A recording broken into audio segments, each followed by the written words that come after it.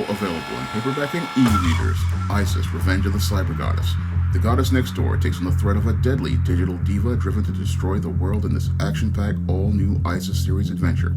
Get Isis, Revenge of the Cyber Goddess featuring a bonus pin-up and the other 2 books in the Cyber Goddess saga at online bookstores everywhere today.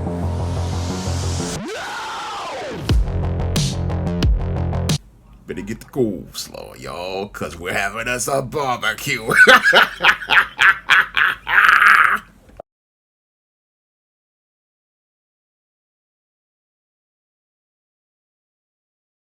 In a previous video, I asked the question, why don't many of these popular comic YouTubers and pop culture channels go out of their way to support many of the independent comic creators who are going out here and producing great work?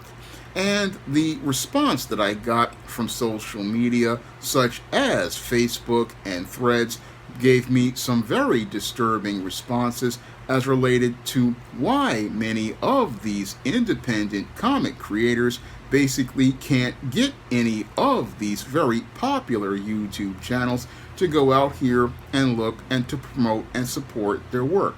Now, I'm scratching my head because many of these popular pop culture and comic YouTubers, like your Nerdrotic, who has 1 million subscribers, your Eric July, who has 500,000 subscribers, and many other YouTubers like Thinking Critical, your Comics Matter, your boy Zach, who have 6-figure subscribers, and guys like John Della Rose, they could easily go out here and help many of the great independent comic creators who I have been putting in pledges for their work on Kickstarter, such as Larry P. Higgins on books he's done like Savage Sin and Niobe, the great people at Red Sea Comics who have been doing excellent work on books like The Exorcist Club, people at Bad Bug who have gone out here and made great books like Bobby Joe, books like Astro Witch, and many other titles like Danger Jane. I mean, basically, we've got a lot of great independent comic creators who have been putting in fantastic work, like Corey Hardiman on his Sister Mercy comic, and many of these creators could basically get a huge boost if one of these popular comic YouTube or pop culture channels would go out here and look to spread the word about their books, or go out here and look to let everybody know in things like their post section that they have a Kickstarter going, like I just recently did for the Sapphire Spectre's 9th issue. I mean, I go out of my way, and I've only got 21,000 subscribers for my channel, to let people know about independent comics when they're coming out on Kickstarter or Indiegogo. And I've done it for years for different comic creators, like Billy Tucci when he has his She comics coming out, and recently also did it for Larry P. Higgins for his Niobe comic. I let people know when these books are coming out as related to their crowdfunding projects, because one of the things that as a publisher I want to do, and a comic fan, is try to generate sales for most of these comics. Now, what's baffling to me is that as a guy who struggles to make money here on this YouTube platform, I can go out here and find the money to spend over $800 on crowdfunded comics on Kickstarter and Indiegogo. Meanwhile, many of these comic YouTubers who have a base of over 1 million to 6-figure subscribers can't go out of their way to spend a single penny on many of these indie comics that are produced by indie comic YouTubers. And these same people sit here and say they want to save the comic book industry, but don't spend a single dime on many of the books produced by indie comic creators. And you would think from the way many of these pop culture and comic YouTube channels sit there and complain about the state of the comic book industry, they would be looking to make serious efforts to go out here and get the word out about really good books. but they usually just spend most of their time going out here and letting their large subscriber bases just hear them sit there and complain about the sad state of affairs at Marvel and DC Comics as related to so-called woke books. And as they sit there and complain about woke books and also complain about woke pop culture, they basically again go out here and get clicks and views as related to complaints about this so-called woke pop culture. And as they get those clicks and views, they go out here and collect YouTube AdSense dollars and ignore many of the great independent comic creators who have been out here putting in that work, and don't ever even think about mentioning them or their books. No, they haven't said a word about many of the great indie creators who have been going out here putting in that work on most of their books. And the response I got from many creators on Facebook deeply troubled me as not only a comic fan, but as a publisher. And they tell me that the reason why these popular YouTubers don't go out here and mention these creators is because many of these guys basically look down on indie comic creators, and as they look down on indie comic creators, they don't see their work as anything to regard. Now, I found that to be quite troubling as an independent publisher and a creator myself. I found that to be deeply troubling because these individuals say they want to, again, save the comic book industry, where the industry has been in a decline state for over 30 years. I mean, ever since the mid-1990s, not the mid-1990s, because this decline started around 1994 when I came out of college, and the industry has been in a slump that's basically taken it to free fall, and the whole response from these popular pop culture YouTubers, it has been nothing but silence, because they have nothing but contempt for independent comic creators. And again, as a publisher, I found that to be quite troubling. I found it to be quite troubling because as someone who knows the publishing business like the back of my hand, I know that if you want to generate sales, sales are primarily generated through word of mouth, and that's how books and comic books have been sold. And the way you drive sales is by going out here and getting the word out about good books. And you have to get the word out about multiple good books if you hope to go out here and look to generate interest in comics that would possibly look to revive the comic book industry.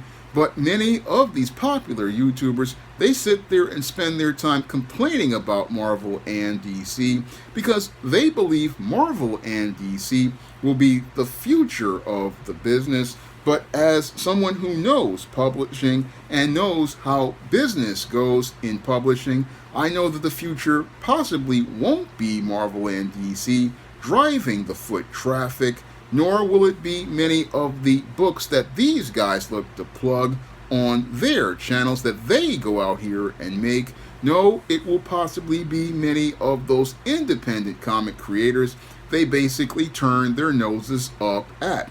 Many of those indie comic creators that they turned their noses up at, these were the guys who were driving the business in the 1990s when the industry wound up having the start of its decline.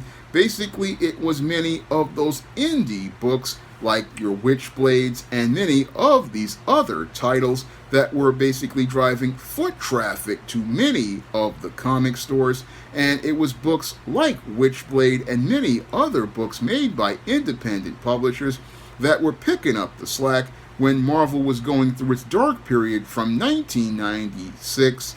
I mean, many of these indie books were the thing driving things when Image was, again, just producing junk. And when it comes down to the overall publishing business, You always want to go out here and look for the new talent. You want to go out here and look for the new talent because that's where you're going to get your future stars. But most of the comic YouTubers, they're just focused on anyone just working for Marvel and DC, not focused on the future stars from the indies because they don't see those people as important. But as a publisher, I see those people as important because this is where you're not only going to find your fresh new talent, but it's also the place where you're going to find fresh original concepts and fresh original ideas that will resonate with this generation of comic fans and be the next audience that will be out here buying comics in the future. But many of these guys who are pop culture and comic YouTubers, they would rather focus on the past, and they would rather go out here and just sit here either complaining about the sad state of affairs of Marvel and DC, or talk about so-called woke pop culture, just completely ignoring many of the great books that are made by great independent comic creators, guys who are going out here making fresh concepts and making fresh ideas, again, that will be possibly the future IPs. If you really have vision, you can look at this stuff and again see the future of the business. And again, you could use your platform to get the word out about these books. But these guys won't go out here and put in a word about many of these good books, won't say a single word about any of these good books. No, they just want to go out here and stay in their delusion where they believe that the industry is so-called woke and in a state of decline, but don't want to work towards any solution that doesn't involve them and their lone projects that they believe are going to so-called revolutionize the industry.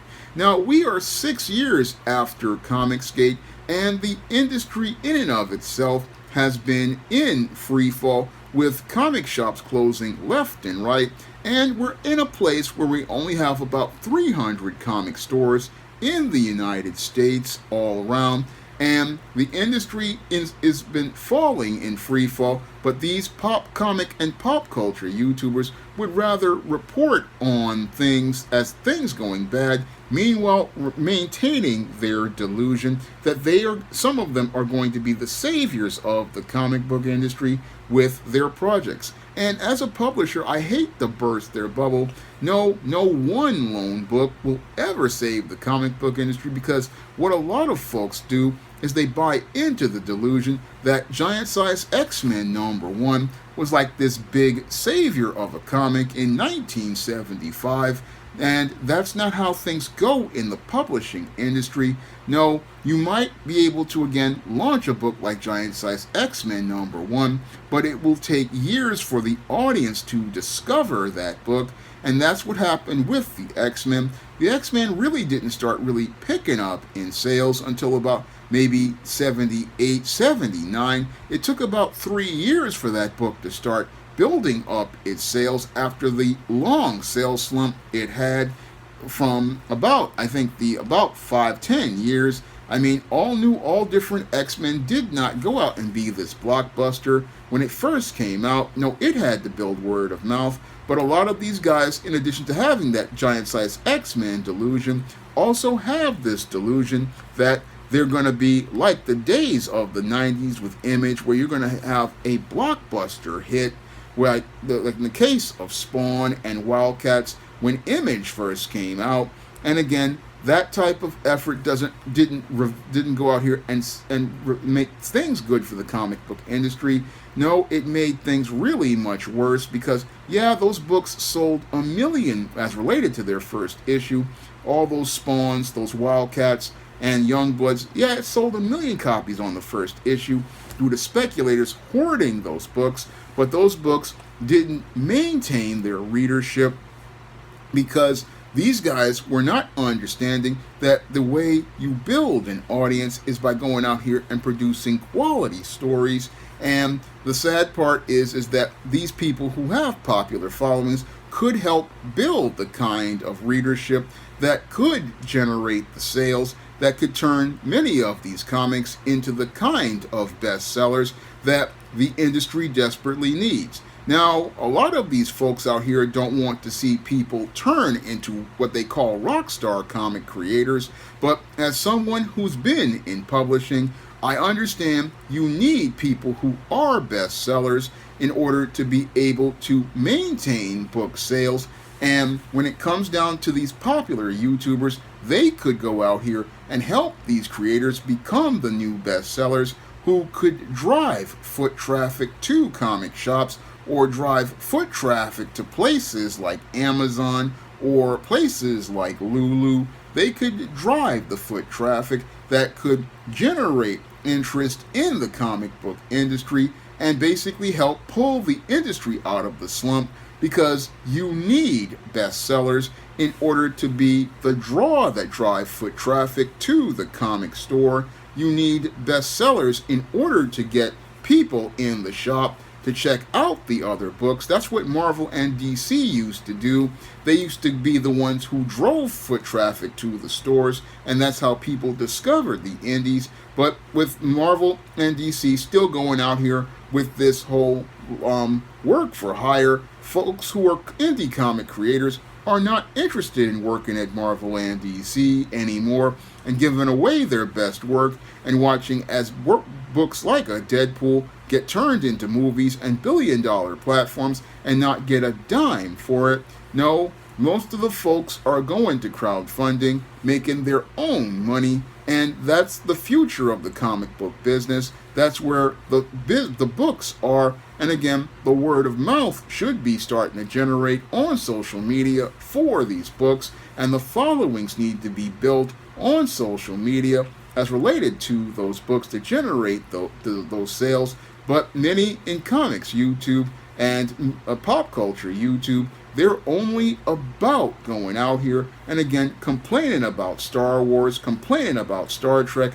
complaining about Marvel and DC, and old IPs that basically in some cases have depreciated to the point where they've run their course, instead of focusing on looking to help new creators and new IPs basically take over the marketplace. Because many of the indie books I have supported, they're not what they call so-called woke. They're very well written. The art is even better than what they complain about in Marvel and DC, and the production quality is even better than the books that are supposed to be the alternative that Comics YouTube loves to push, like the dreadful Isom, and many of the other books that basically fall flat due to their inept writing and inept art. And I look at these other books, like again Sapphire Spectre, Niobe, Exorcist Club, and many others. These books have just top quality teams putting together solid work, and nobody in the popular comics YouTube talks about these books. Nobody talks about these projects, like with even the case of popular guys like Billy Tucci and his She Gatecrasher, or Brian Padullo as related to books like La Muerta, or books like Dan Mendoza, who has been just doing gangbusters work on Zombie Tramp, like Corey Hardiman has done on Sister Mercy. They don't talk about any of these creators and the fantastic work they're doing on these books. But these guys say that they want to, again, save pop culture and save the comic book industry. Well, you're not saving anything sitting here complaining about Marvel and DC, or complaining about Star Wars and Star Trek, old franchises that ran their course.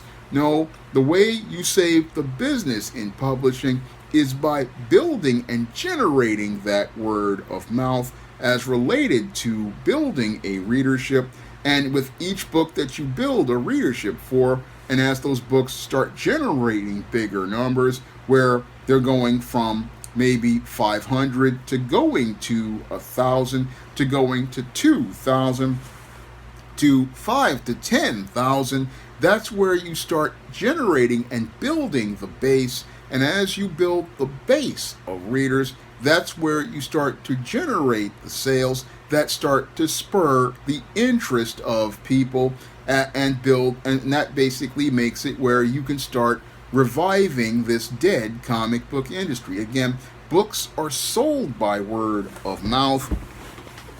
They're sold by people telling people about books. I mean, that's how books are sold in trade publishing. But again, comics YouTube, again, they silent as a rat peeing on cotton. When it comes down to indie comic creators, they look down on indie comic creators, and I find that to be disrespectful because, as again a publisher myself, I mean, you looking down on people who have again putting in more work than sitting up in front of a camera complaining about everything. At least these indie creators are working on the solution, and they are doing more work on that solution than many of the comic YouTubers who just sit there and again will go on and on looking for AdSense dollars and live streams. And personally, again, YouTube also enables a lot of this because their algorithm goes out here and pushes drama and doesn't push good books. No, when I do comic review videos about good books, those are the least watched videos on this channel. I mean, these videos that talk about really great books basically just get buried by the algorithm, or what YouTube did in the case of a video I did about a graphic novel called Skyclad, is go out here and age restrict that video so that you can't see it. But the videos about these guys sitting here complaining about Marvel and DC as they create this covert contract where they think, hey, if I keep talking about Marvel and DC and complaining about Marvel and DC, eventually they'll give me a job. Well, I made a lot of those blogs when I had my Sean James Black freelance writer blog back out in the 20-teens, and people knew about me since 2012. People at Marvel, people at DC, they know who I am, and at 52 years old, never got one offer from Marvel and DC, even though I've even put in applications for their programs. As a creator, I've put in applications. So these guys are sitting up here talking about, oh, if I make these videos, eventually they may open the door for me. No, they ain't gonna open the door for you, and they've never opened the door for any comic creator. Most guys who did start in this business had to start in the indies. I mean, Darryl Banks, who did the legendary Kyle Rayner Green Lantern run, he started out on Justice Machine. When it came down to Norm Brayfogle, the legendary artist who worked with Alan Grant on that legendary 90s Batman run, he basically started out on a book called Whisper. I mean, most of your favorite comic pros started out in the indies in the 80s and the 90s. And I remember guys like the late Rick Levins, he started out on FemForce for AC Comics. So I know for a fact that most of the talent that we basically see in this comic industry, they all got their start in the indies. That was their ground floor. And those guys, once they started in the indies, basically eventually started working their way up.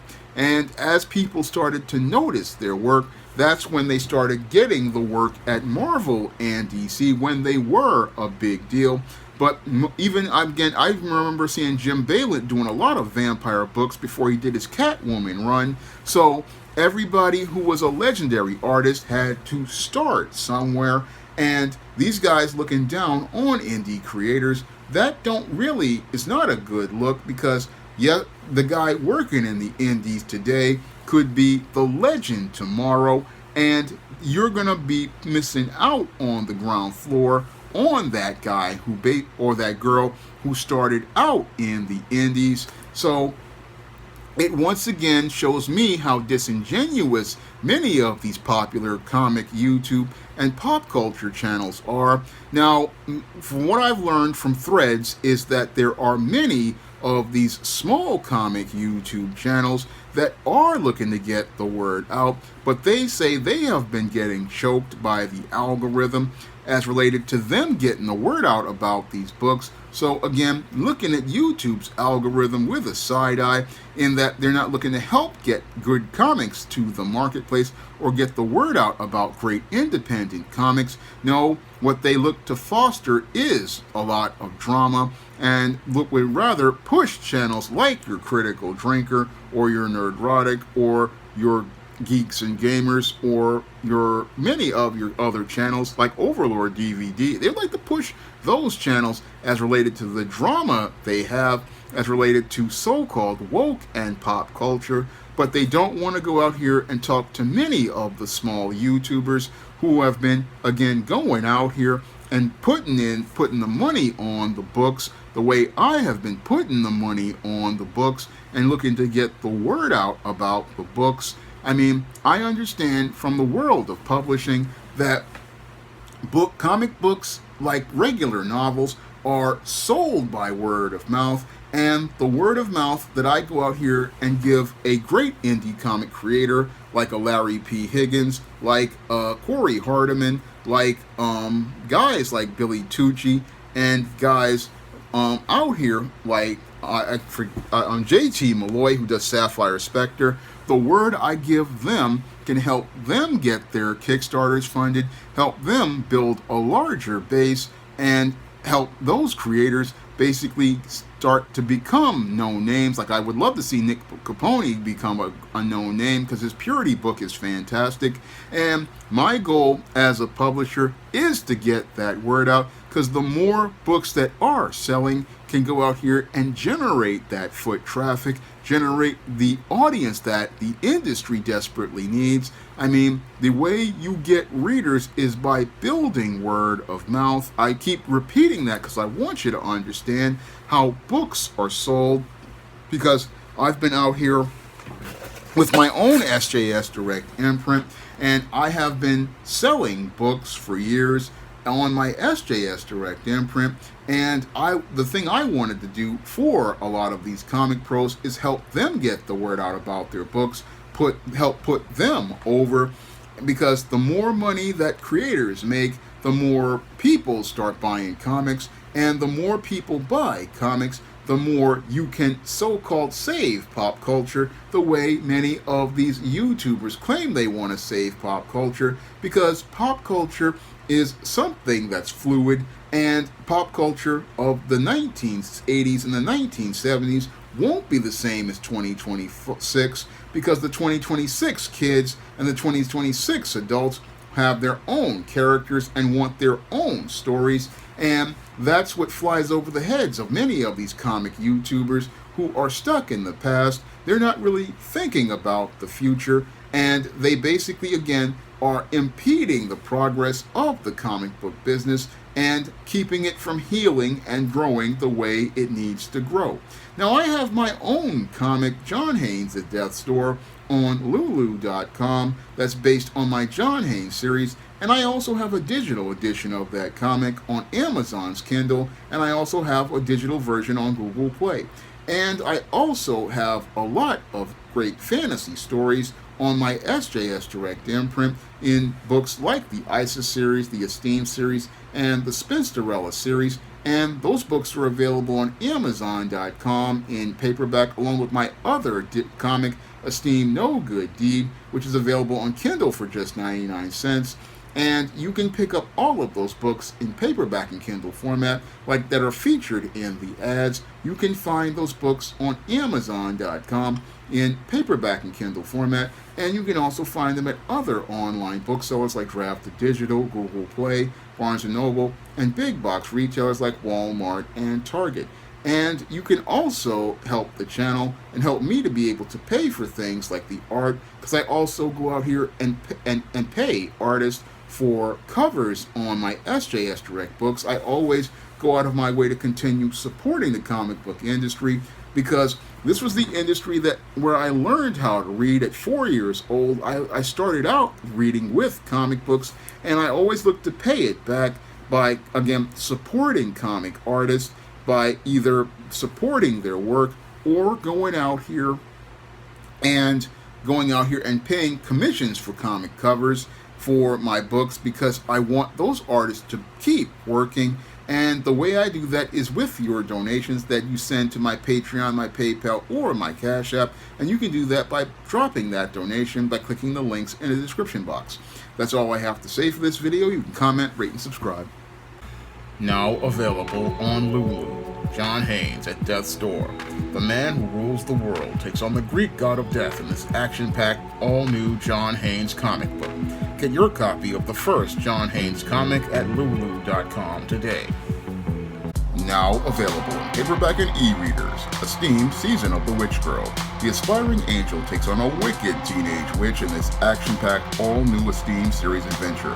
Pick up your copy of Esteemed Season of the Witch Girl in paperback and e-readers at online booksellers today. Now available in paperback and e-readers. Spinsterella Goth Girl Summer. Take a trip into the macabre world of goth modeling in the new millennium in this spooktacular Spinsterella story. Pick up your copy of Spinsterella Goth Girl Summer in paperback and e-readers at Amazon.com and online booksellers everywhere. Now available in paperback and e-readers. E-Steam Horror of the Hyena Woman. Hell's aspiring angel takes on a wicked werewolf in this action-packed, all-new E-Steam series adventure. Get E-Steam Horror of the Hyena Woman in paperback and e-readers today. Support Black-owned and Black-operated digital broadcast media. www.niceradionetwork.com. Nice Radio Network, broadcasting 24 hours a day, 7 days a week.